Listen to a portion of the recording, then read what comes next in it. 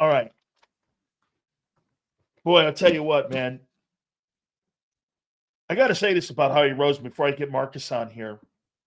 This guy's playing chess, and every other general manager right now is playing checkers.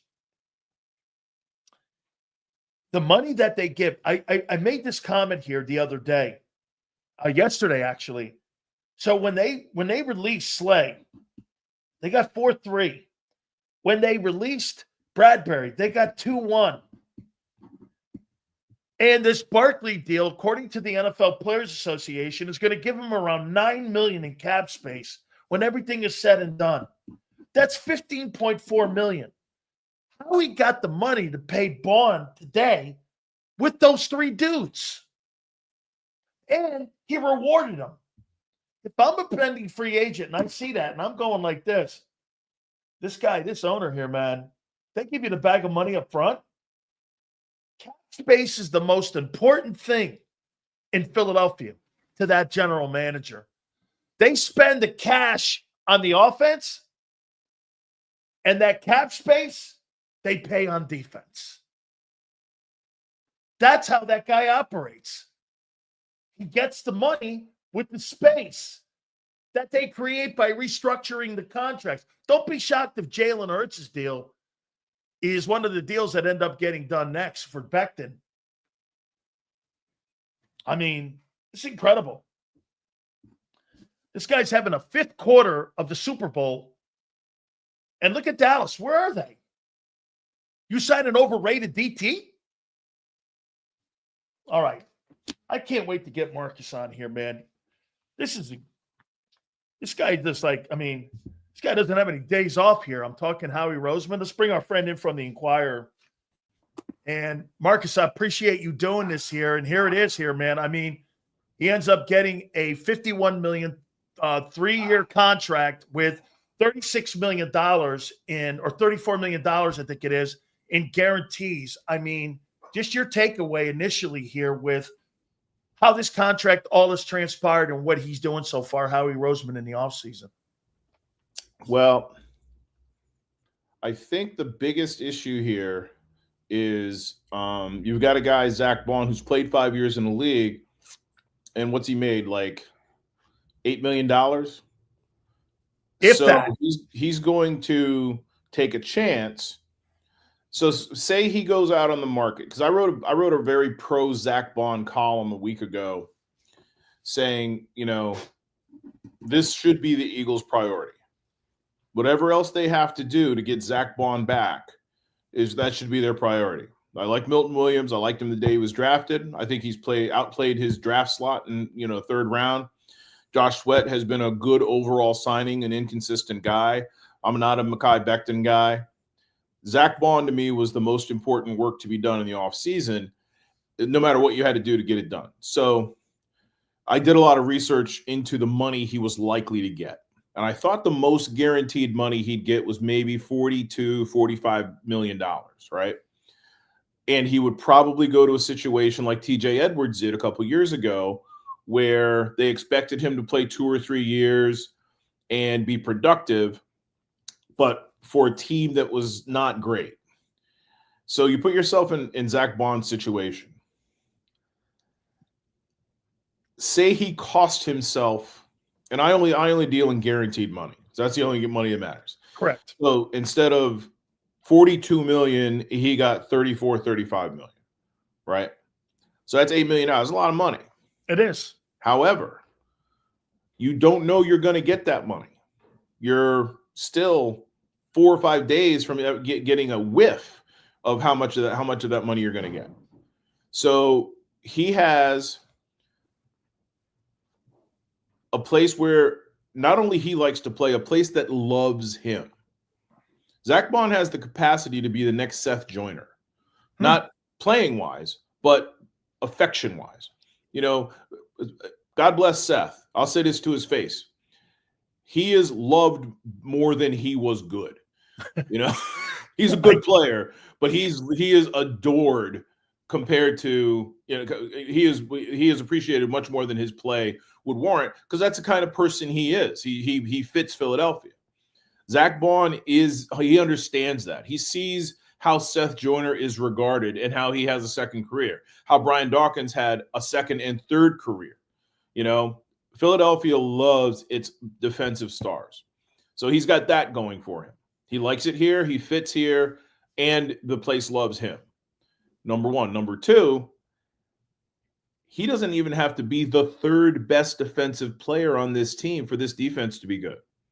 He could be the fourth best or fifth best defensive player, which is crazy to play middle linebacker for $34 million and know that maybe the sixth best defensive player. You got Jalen Carter, Nolan Smith, the two cornerbacks, and the safety who's going to be here next year. He could be the sixth best defensive player and make all this money guaranteed.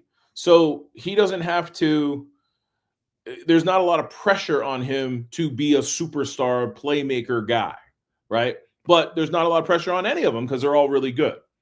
So those are two factors for me that warrant him maybe taking less money. Now, let's be realistic. At the end of this deal, in 3 or 4 years, whenever he becomes a salary cap casualty, he'll probably get a 1 or 2 year deal, probably somewhere else, probably for pretty good money. But they're probably going to draft somebody and move on from him by that point.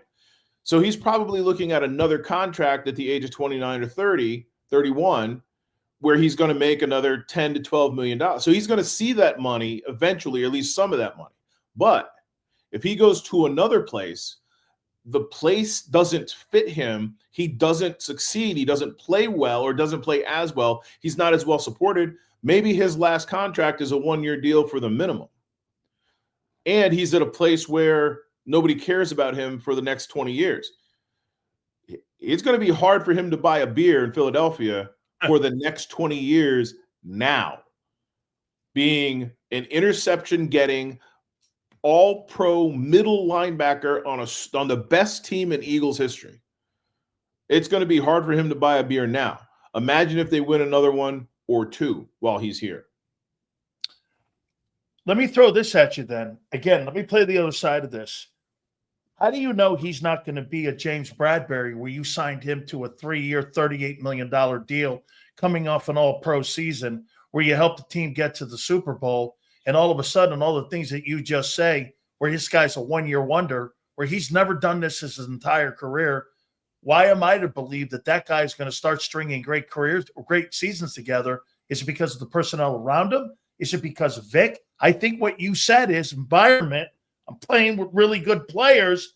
That's going to really play into it. And I completely agree. But, you know, to expect that same level at a 28-year-old guy, 29-year-old guy, coming off of doing it 1 year, it's good for the player. But Howie, like you said, that's more of a risk for the league, for the team, for the organization to do that. But you're right. We can just end the conversation right there with you're right. There's no argument against that. However, this would be the argument for it. Okay. Number one, while he's never done it before, he's never been given the chance to do it before. Great. James Bradbury had a lot more mileage on him and was a year or two older when he signed his extension.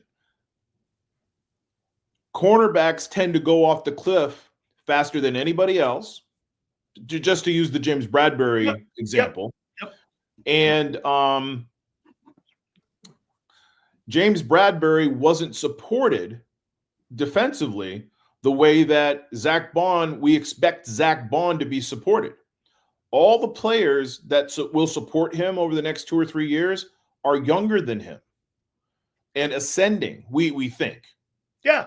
Assuming that Cooper DeJean, Quinyon Mitchell, Nolan Smith, and Jalen Carter stay healthy, he will continue to be the fifth most talented player for the entirety of his contract, assuming they stay on the team, which I expect all of them to be long-term Eagles and healthy and productive. James Bradbury was an island. you could not support him. I mean, the safety play they got last year wasn't great to begin with, but you couldn't hide him. And yeah, he fell off a cliff, whatever. But you can usually protect one of your cornerbacks. They didn't have the personnel to protect either of their cornerbacks last year. And Slay wasn't that great, not this past season, but the season before. Slay wasn't that great the season before. Slay has like been Joel Embiid. He's hurt all the time. All the time. But he's old, and he's got a lot of miles. You know, he's a borderline Hall of Fame player. Oh, yes. Borderline Hall of Fame players in their 30s, you don't get to be a borderline Hall of Fame cornerback without getting a lot of mileage, making a lot of plays. So that would be my, rebuttal to your pessimism. Number one, he hasn't done it before, but he's never been asked to do it. Number two, he's got a lot of great supporting talent around him. And number three, he's a little bit younger than James. Since you said the phrase falling off the planet at that position, there's another position that you fall off the planet, and that's running back. Now you're talking about a guy with over 400 touches. You had 2 years remaining on a contract. You end up making him a $20 million a year player. Obviously, his talent was wasted in New York. There's no question. He is the guy you see now. I mean, I see they did this to free some money up for the Baun deal, but were you surprised? For a guy who's had one season of spectacular football in his career, that the Eagles would make the guy the highest paid running back at that position in the league, with a guy who's going to be 28 years old and has had a ton of carries in his career, especially a year ago. Are you surprised that they ended up taking the additional 2 years and giving him when he had 2 years remaining on his deal? A little bit. I'm a little bit surprised at the timing. I thought it would be done before he took another snap, but I thought that it would be a reactionary move as opposed to a proactionary move. So I thought they would see what they had left and then see what they could do with him, as opposed to committing to him. But if and that's the difference between Howie and me, right? He's smart. I'm less smart. Because if you're going to do it, if you're committed to doing it, why not do it now and have the same number for Saquon at the end of the negotiation versus seeing what's left? If you do it now, you free up money for Zack Bond and maybe, Mekhi Becton if his market isn't great, which I don't think it's going to be. I think Milton Williams is going to get paid. I think Mekhi Becton might come back. Agreed. I'm not sure they'd want him back. Not that he's a bad player, but Tyler Steen's a good player. Especially if you put him between two Pro Bowl players on the right side. You might be a pretty good player if you're playing next to Lane Johnson and Cam Jurgens, right? Absolutely. So I'm surprised that they did it this quickly, but I shouldn't be, because it's smarter to do it now if you're going to do it at all. Because, in the end, you're going to free up cap space, but you don't need cap space in, June or August or whenever I thought it would be done. You need cap space now. So if you're going to commit to Saquon, then commit to Saquon, number one. Number two, you talk about him being 28 years old and had a lot of carries this year. And he has some injury history. He has a knee, he's got ankle issues. Derrick Henry.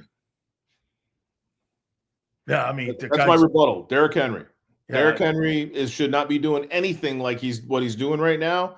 But like Saquon, Derrick Henry prioritizes Derrick Henry playing back. They're LeBron James. Yeah. Okay, now, that doesn't mean they're going to be as productive as it's a different animal. It's a different environment. But LeBron James is LeBron James because when LeBron James was 19 years old, he started doing the stuff he's doing now that he's 40. And it pays off. And when Tom Brady was, I think, 27 or 28, he looked into the future and said, how can I last the longest? Make fun of him if you like. But, Aaron,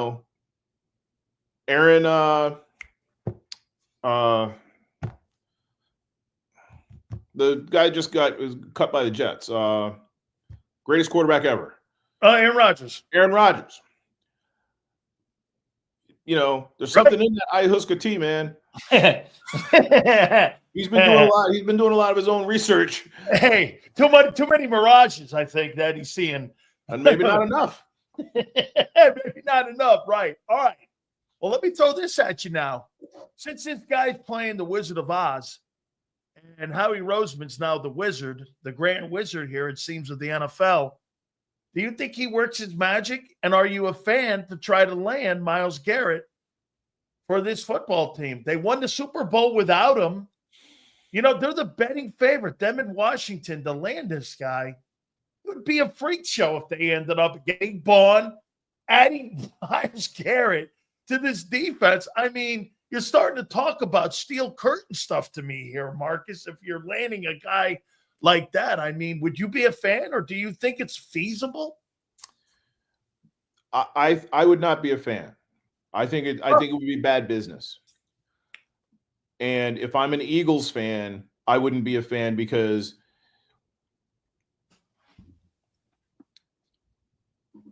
it's putting too many eggs in one basket, number one. Number two, I would be worried that Howie's going to do it because of A.J. Brown. Now, A.J. Brown was much younger when they traded for him. But they understood when they traded a first-round pick for A.J. Brown that it wasn't just the pick, it was the money. They gave A.J. Brown $100 million. That's right. It was $6 million that the Titans didn't want to pay him. Howie gave it to him. Right. So that's my worry.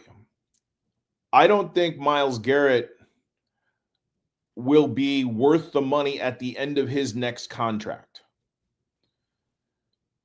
And he'll certainly be worth the money the first 2 years of it. So I guess that's how you prioritize stuff. Are you willing to give up maybe 2 first-round picks, or a first and a third, or first and a second, and maybe more if you're the Eagles, because your picks are horrible because you're so good right now, right? Yeah. And you're going to be good. So future picks aren't going to be super valuable either. Are you willing to give up that much to get what I would consider personally a 2-year window of dominant defense after you just had a dominant defense? Like if this were last offseason, that would make more sense to me because you really need it. You really need a player to come in and be a leader, to be a veteran, to be a playmaker, to play most of the snaps. And that to me is a good gamble. To replace Fletcher Cox, yes. But to augment Jalen Carter and Jordan Davis, I don't see the need for that. I see the allure, but I don't see the need for that.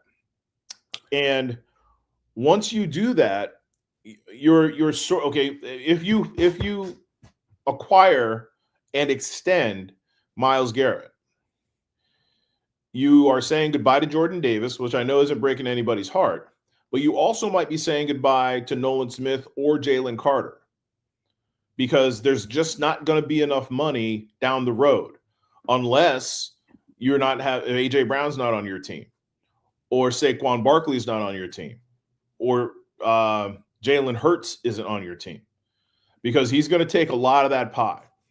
And I just don't see the need for it. And so here's the other thing.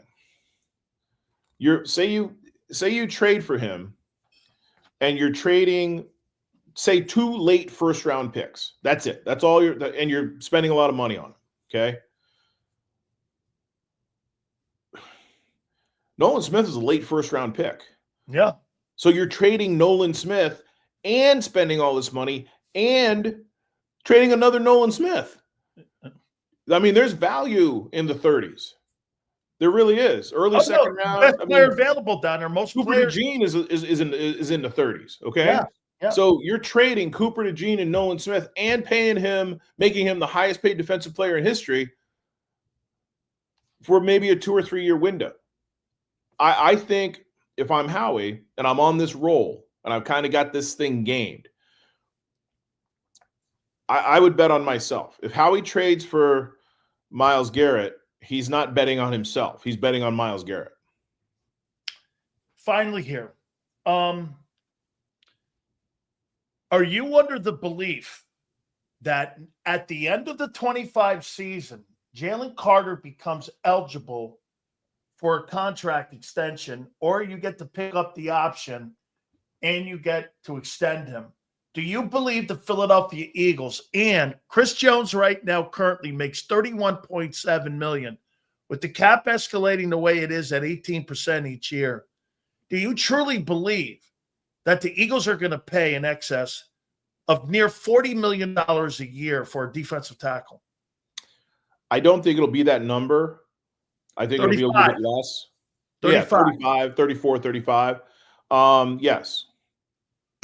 Yes. They don't draft guys in the first round they don't trade up and draft guys to not sign them to their second contract.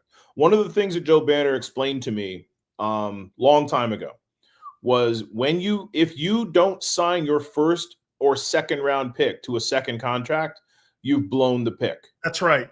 No matter where the cap is. And so here's the thing, we think, oh my God, how can you give Jalen Carter $34 million? How is anybody will you give Myles Garrett $34 million? Yeah. Well, why wouldn't you give a guy 6 years younger almost as good? Maybe he's as good. Maybe he's as good. I'm wondering if he would. No. When he drafted him, the second deal was done. You never, ever, ever, if they don't re-sign Jordan Davis, that will be a failed pick.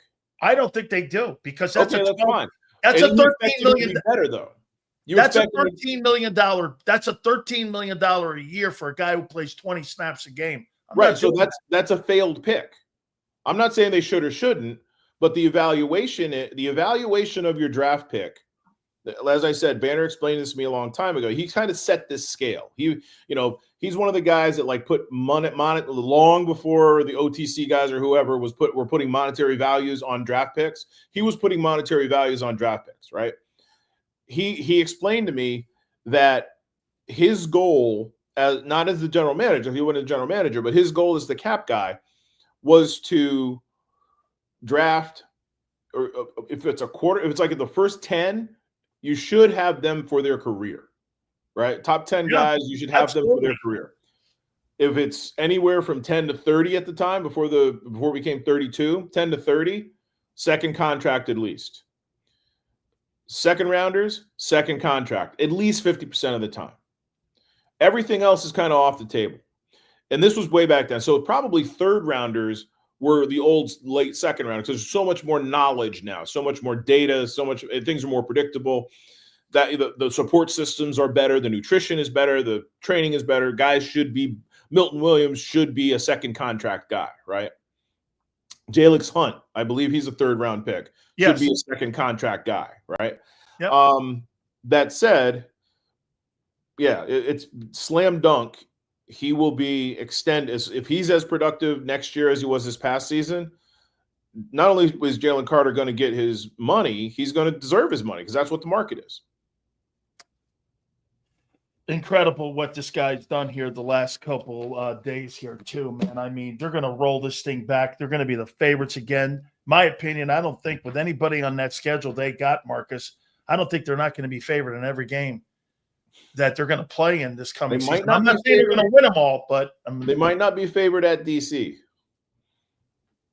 I'm with you. I say that. I'm with you. I think Adam Peters, believe me, I think there's a shot they can land Myles Garrett there. And I think there's a shot that they can make some moves in free agency and in the draft, because they got 10 picks and $100 million. Look, I like Jalen Hurts. I like Nick Sirianni. The best coach and quarterback in the East are in Washington. That's not a shot at either guy. That's not a shot at Jalen. That's not a shot at Nick. Jaden Daniels is special. And when Nick's job was in question this time last year, and for the first this time last year, when Nick's job was in question, or earlier than this last year, my number one draft pick to replace him was Dan Quinn. Hands down. There was no competition, no Bill Belichick. I don't want to hear about Bill Belichick. I don't want to hear about anybody else. The guy to replace him was Dan Quinn.